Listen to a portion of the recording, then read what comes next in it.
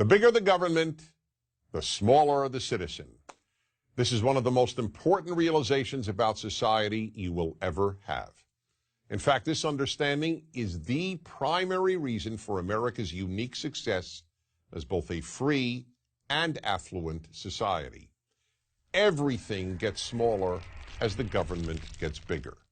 Liberty gets smaller, individuality gets smaller, goodness gets smaller, and human character gets smaller.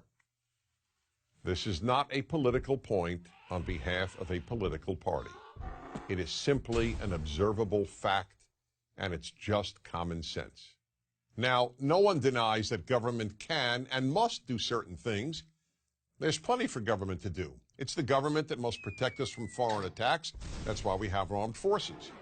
It's the government that must protect us from criminals within our country. That's why we have police.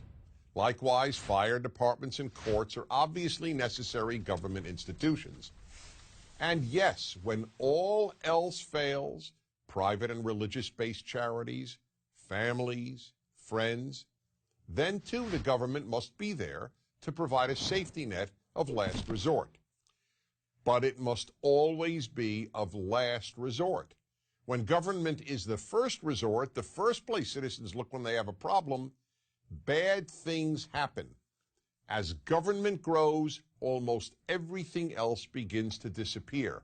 The first thing that goes when government gets bigger than it needs to be is goodness. Yes, goodness. As the state gets bigger, people simply do less good for their fellow citizens. After all, why help others when the government will do it for you? This is the reason that, as noted by the international nonprofit organization Charities Aid Foundation, and shown in study after study, Americans give more charity and volunteer more time to help others than do Europeans, not to mention just about everybody else in the world.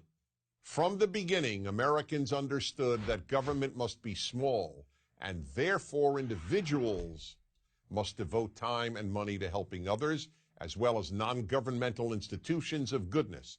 They have to be large and plentiful. Europeans, on the other hand, with their philosophy of big government, came to rely on the state to help their fellow citizens and even their own family members.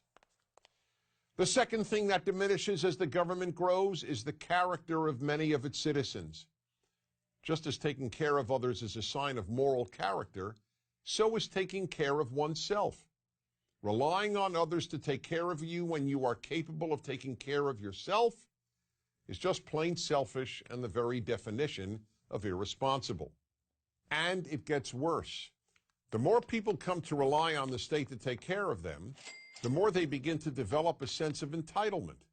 A sense of entitlement is the belief that you do not owe others, but that others, in this case the state and your fellow citizens whose money supports the state, owe you. A sense of entitlement creates two other bad character traits: ingratitude and resentment. The more people expect to be given, the less grateful they will be for what they are given. And they get resentful when any of those entitlements are taken away. The third thing that bigger government diminishes is liberty. This should be obvious. The more government, the more rules, the less liberty. In much of Europe, for example, governments tell store owners how many hours they can keep their own stores open. That's right. In France and Germany, for example, you can't keep your own store open past a certain hour. And you can't open your store before a certain hour.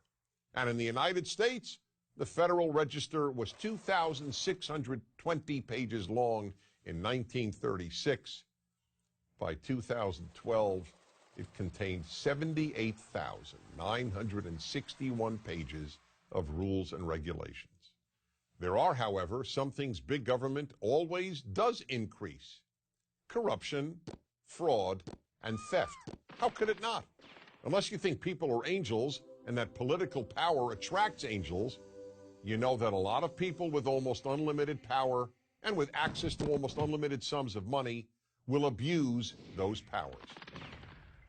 So for all these reasons, small government was the vision of the people who founded the United States of America.